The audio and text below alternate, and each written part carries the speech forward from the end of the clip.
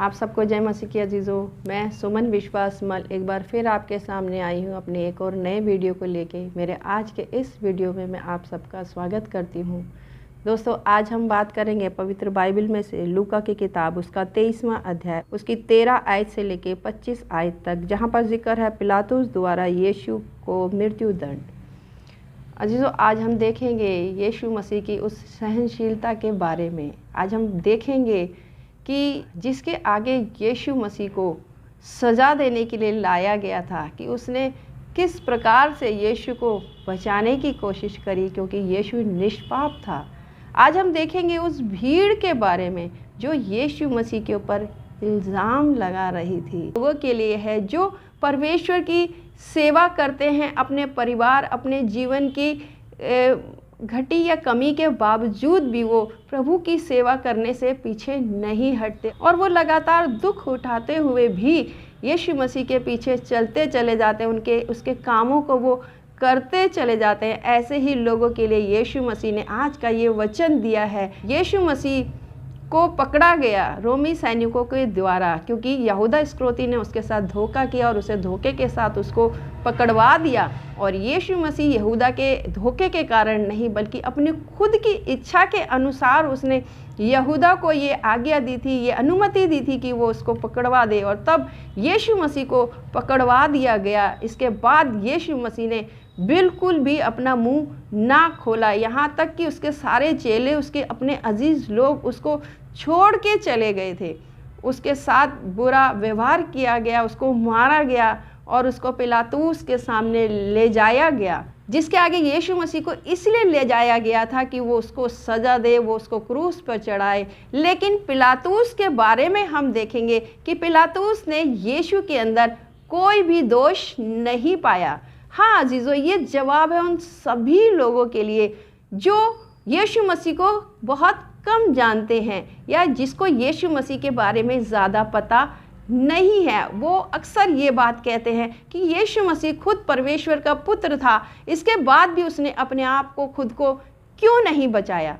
और जब वो ये इल्ज़ाम लगाते हैं, तब इसी इल्ज़ाम का जवाब आज के इस वचन में है, क्योंकि यीशु मसीह का मकसद परमेश्वर पिता की इच्छा को पूरा करना था। परमेश्वर पिता की इच्छा क्या थी? परमेश्वर पिता की इच्छा ये थी कि यीशु मसीह हम इंसानों के लिए, हमारे पापों के बदले में वो अपनी जान क्रूस पर दे, वो हमारे लिए मारा जाए। और यीशु मसीह के लिए सबसे अहम बात ये थी कि किसी भी हालत में वो परमेश्वर की इच्छा पूरी करना चाहता था। यही कारण था कि यहाँ पर जब यीशु मसीह को पकड़ा गया, उसको बहुत यातनाएं दी गई, उसके ऊपर इल्ज़ाम लगाया गया, उसको पिलातुस के सामने लाया गया, लेकिन यहाँ पर भी यीशु मसीह चुप रहा। पिलातुस ने बहुत कोशिश करी कि वो यीशु मसीह को छोड़ दे। हाँ अजीज़ों, क्योंकि यीशु मसीह को तो परमेश्वर की इच्छा पूरी करनी थी। यहाँ पर यह समय था कि अगर यीशु मसीह पिलातुस को अपनी बातें समझाते तो शायद वो वहाँ पर छोड़ दिया जाता, लेकिन ये समय आ गया था कि यीशु मसीह परमेश्वर की इच्छा पूरी करे, और परमेश्वर की इच्छा यही थी कि यीशु मसीह हमारे पापों के कारण क्रूस पर मारा जाए। यहाँ देखेंगे पिलातुस के बारे में। पिलातुस ने प्रथम याजकों और सरदारों और लोगों को बुलाकर उनसे कहा, तुम इस मनुष्य को लोगों का बहकाने वाला ठहराकर मेरे पास लाए हो, और देखो मैंने तुम्हारे सामने उसकी जांच की, पर जिन बातों का तुम उस पर दोष लगाते हो उन बातों के विषय में मैंने उसमें कुछ भी दोष नहीं पाया है। और पिलातुस ने यीशु मसीह के अंदर कोई भी दोष नहीं पाया, और इसके लिए आगे पिलातुस ने क्या किया यीशु मसीह को बचाने के लिए। और देखो उससे ऐसा कुछ नहीं हुआ कि वह मृत्यु के दंड के योग्य ठहराया जाए, इसलिए मैं उसे पिटवाकर छोड़ देता हूँ। और पिलातुस ने यीशु मसीह की गवाही दी कि मैंने तुम्हारे सामने उसकी जांच की है, जांच करने के बावजूद उसके अंदर कोई भी दोष नहीं निकला। हाँ मेरे अजीज़ों, बहनों और भाइयों, यीशु मसीह के अंदर, हमारे यीशु मसीह के अंदर कोई भी दोष नहीं निकला जिसके आगे यीशु मसीह को ले जाया गया था।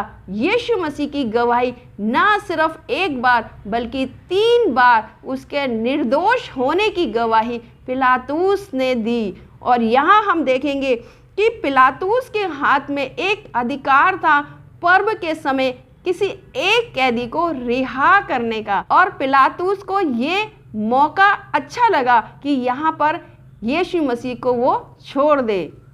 पिलातुस पर्व के समय उनके लिए एक बंदी को छोड़ने पर विवश था।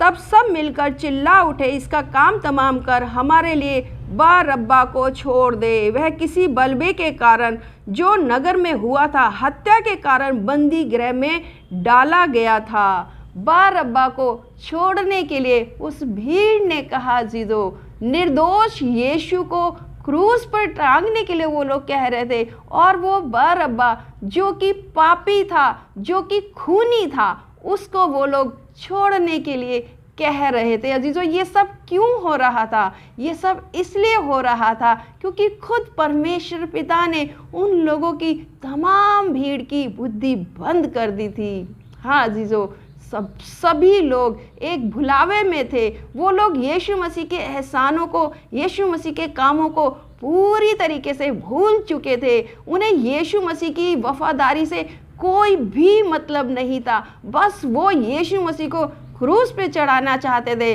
और यही कारण था कि वो खूनी बरअब्बा को, यानी कि शैतान के पुत्र को छोड़ देने के लिए कह रहे थे। वो भीड़ कौन सी थी जो यीशु मसीह के लिए चिल्ला रही थी कि इसे क्रूस पे चढ़ाओ? ये भीड़ थी हमारे पूर्वज। हाँ अजीजों, हमारे वो पूर्वज जो यीशु मसीह को जोर जोर से चिल्ला रहे थे कि इसको क्रूस पे चढ़ाओ। अजीजों, आज हम में से यदि कोई बहन या भाई या प्रभु का दास या दासी दुख उठाता है और उसके ऊपर इल्ज़ाम लगाए जाते हैं, तो याद रखिए ये वही भीड़ के लोग हैं जो उस समय जिन्होंने बरअब्बा को, शैतान को अपने लिए मांग लिया था।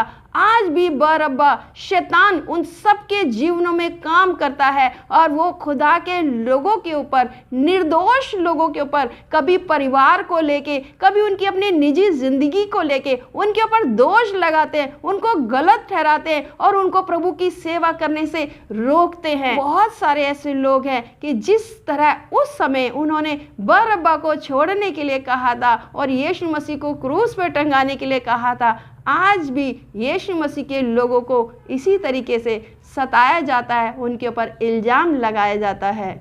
पर पिलातुस ने यीशु को छोड़ने की इच्छा से लोगों को फिर समझाया, और पिलातुस ने फिर समझाया। क्या समझाया?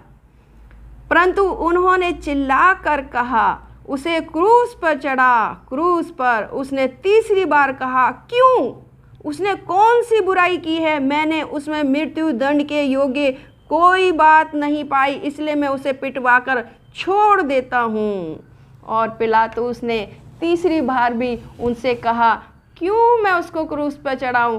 क्यों मुझसे ये पाप करवाते हो? और फिर जब वह भीड़ नहीं मानी, तब पिलातुस जानता था कि यीशु मसीह निर्दोष है, और उसने अपने हाथ धो दिए और उसने परमेश्वर के सामने कहा कि परमेश्वर, मैं इस पाप के लिए निर्दोष हूँ। क्योंकि पिलातुस ने जो उसको क्रूस पर चढ़ाने की आज्ञा दी, वो खुद ये नहीं चाहता था, क्योंकि पिलातुस पहचान चुका था कि यीशु मसीह निर्दोष है, यीशु मसीह परमेश्वर का पुत्र है।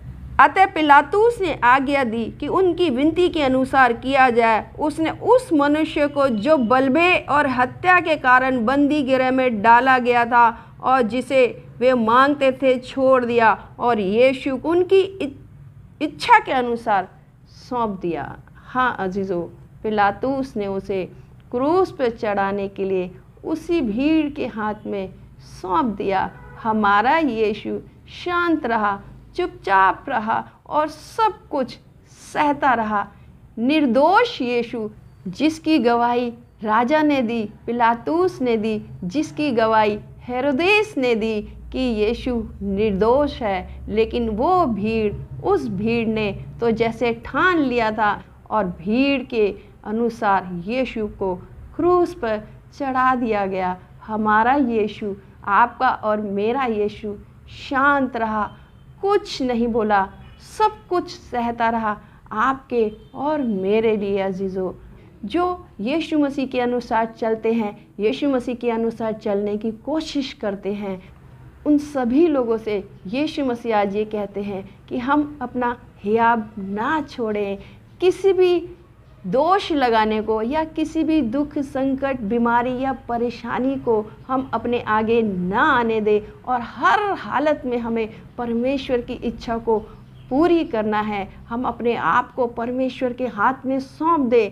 कैसे यीशु मसीह ये सब कुछ सह गया? वो इसलिए सह गया क्योंकि यीशु मसीह ने गतसमनी बाग में प्रार्थना करी थी, क्योंकि यीशु मसीह लगातार प्रार्थना के ज़रिए से परमेश्वर पिता से जुड़ा रहा। अजीज़ों, वहाँ पर यीशु मसीह अकेला पड़ गया था, उसे चेलों का भी साथ नहीं मिला, लेकिन उसे जब वो प्रार्थना कर रहा था तो स्वर्गीय पिता ने कोई जवाब उसको ना दिया, लेकिन उसको बल, हिम्मत और ताकत और सहनशीलता वहीं से उसे मिली। अजीज़ों, आज भी परमेश्वर चाहते हैं, यदि आप में से कोई भी व्यक्ति यीशु मसीह के लिए दुख उठा रहा है, उसकी सेवा करते हुए भी उसके ऊपर इल्ज़ाम लगाए जा रहे हैं, तो हम परमेश्वर के निकटता में बढ़े, प्रार्थना में उससे बात करें, उससे बल, हिम्मत और ताकत मांगे। हम अपनी प्रार्थना में संसार की चीज़ें मांगते हुए अपनी प्रार्थना के समय को व्यर्थ ना गवाएं, बल्कि हम अपनी प्रार्थना के समय में बहुतायत से परमेश्वर से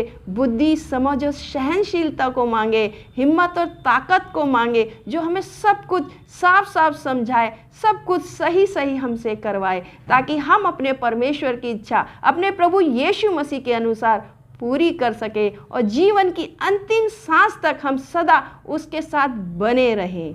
आइए हम प्रार्थना करें।